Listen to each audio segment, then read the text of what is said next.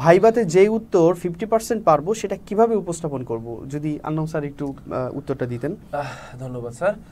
ভাইবার বিষয়টা কি ভাইয়া, ভাইবা আমার এক্সপেরিয়েন্স বলে, আমি যে কয়বার ভাইবা দিয়েছি বিসিএস সহ দু একটা অন্য চাকরির পরীক্ষারও ভাইবা দিয়েছি, যে আপনার প্রশ্ন কয়টা পারলেন সেটা ইম্পর্টেন্ট না ভাইবা বোর্ডে।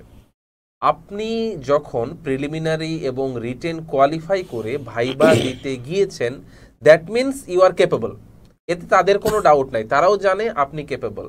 এখন তারা ভাইবাই কি জাজ করে আপনার কাছে, তারা আপনার কাছে জানতে চায় যে আপনার অ্যাটিকেট ম্যানার ঠিক আছে কিনা, আপনার ড্রেস সেন্স ঠিক আছে কিনা, আপনার অ্যাটিটিউড ঠিক আছে কিনা, আপনি শুদ্ধভাবে সুন্দরভাবে কথা বলতে পারছেন কিনা, আপনি একজন ভাইবা বোর্ডে যিনি বসে আছেন বা যারা বসে আছেন তাদের সাথে ঠিকভাবে কমিউনিকেট করতে পারছেন কিনা।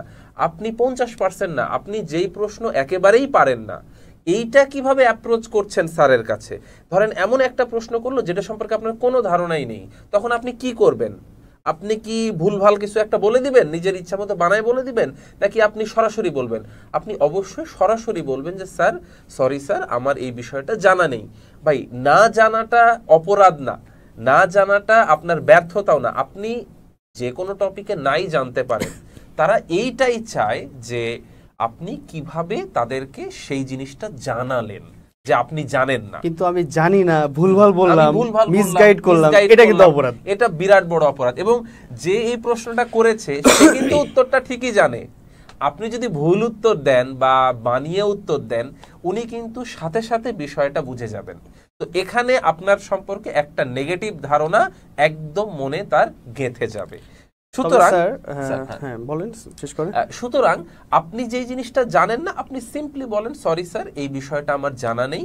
তখন আপনার সম্পর্কে অ্যাটলিস্ট নেগেটিভ ধারণাটা তো হবে না যে সে আমাকে মিথ্যা কথা বলছে, সে আমাকে বানিয়ে কথা বলছে, সে নাই জানতে পারে। তো এই বিষয়গুলো, আর যেটা আপনি 50% জানেন, যেটা আপনি প্রশ্ন করেছেন, আপনি যতটুকু জানেন ততটুকু উত্তর দিন। তারপরে আপনি বলুন যে স্যার আমার আর এই বিষয়ের সম্পর্কে আর আমি জানি না, বা এই বিষয় সম্পর্কে আমার আর ধারণা নেই।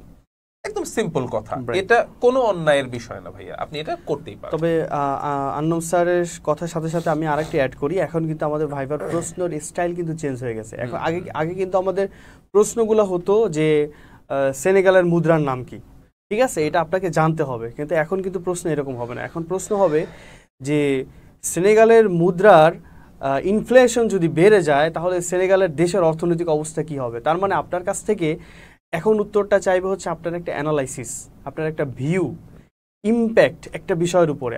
এখন কিন্তু আপনার ওই গতানুগতিক কোশ্চেন কিন্তু বিশেষ বোর্ডে এখন হয় না। এখন আপনাকে জিজ্ঞাসা করবে যে বাংলাদেশের যে ডলার ক্রাইসিস আছে, এই ডলার ক্রাইসিস থাকার ফলে, অথবা ধরেন একেবারে রিসেন্ট বিষয়টাতে আসি যে ইরান ইসরায়েল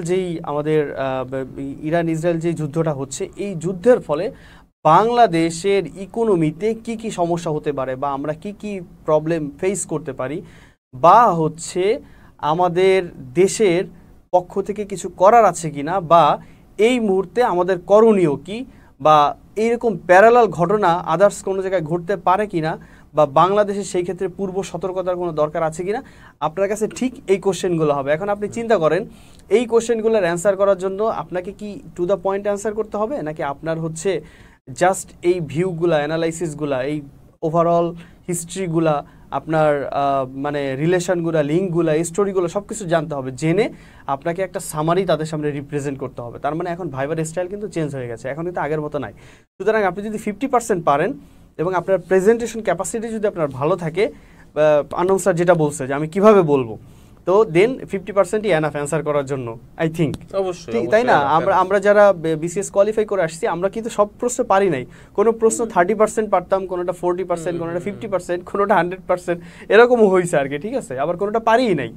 তো এইভাবেই করে আসছি। তো এটা ভয়ের কিছু নাই, বা এটা নিয়ে ওয়ারিড হওয়ার কিছু নাই, ঠিক আছে।